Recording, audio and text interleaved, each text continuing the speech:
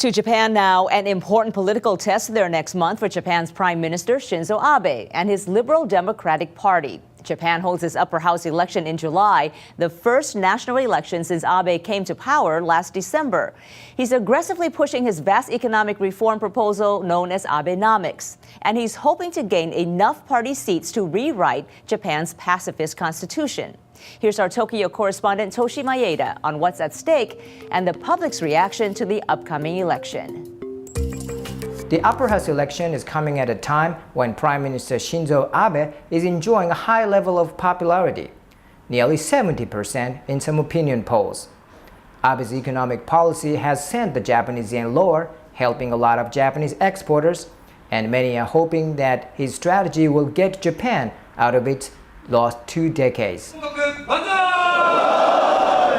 But the election is not only about economic reforms.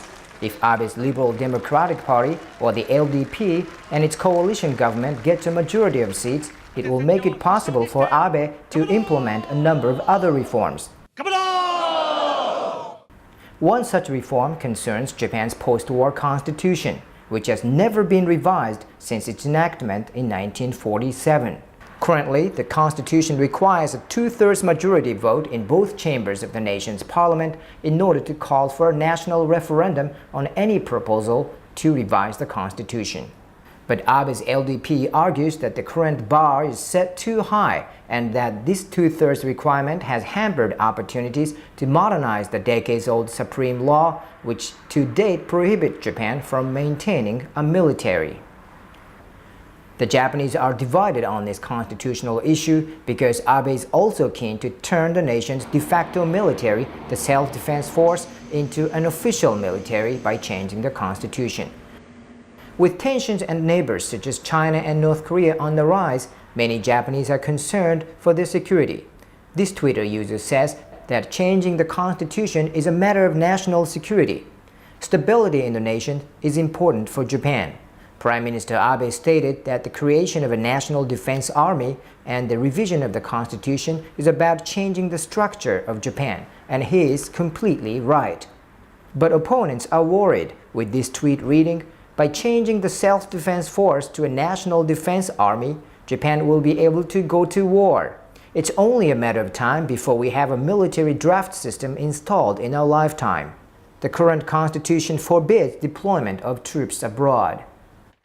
Other issues at hand include Abe's push to join the Trans-Pacific Partnership, known as TPP, which is a free trade agreement involving more than 10 countries, including the United States. In Japan, this move has been largely opposed by farmers, who fear that joining the framework would result in a flood of cheaper foreign goods arriving in Japan.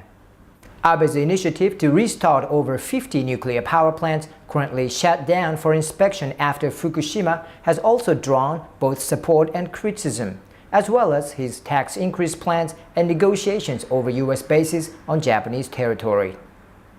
In fact, with all the controversial issues at stake, this blogger says there's a danger that we might be heading into an election that has so many contested grounds that it will end up not having any at all. But Abe is still popular with those who are looking for a change of the status quo. This tweet reads, "I cannot understand how other Japanese people can be against restarting nuclear power plants, against TPP, and for the conservation of the Constitution. If we cannot change ourselves, the only option left to Japan is that of a loser. We will be expelled from the G7. One element that may bring a breath of fresh air in this election, at least domestically, however, is the introduction of internet election campaigns, which comes more than a decade behind some other democratic countries. Candidates and parties will be finally allowed to electioneer online using websites and social networking sites.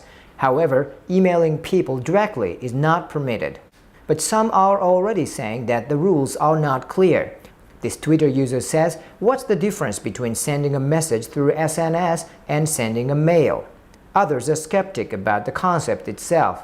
Even with the start of internet campaigning, you can't win only by focusing on the internet, says this post, and continues, basically, you need to get your name known in your electoral district and go from door to door.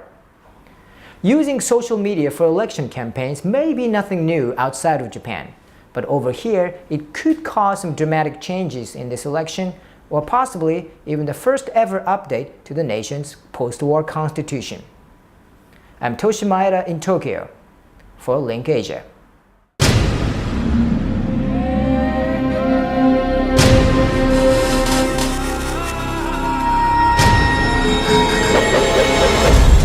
Now on U.S. airwaves, a global channel of uncompromising stories.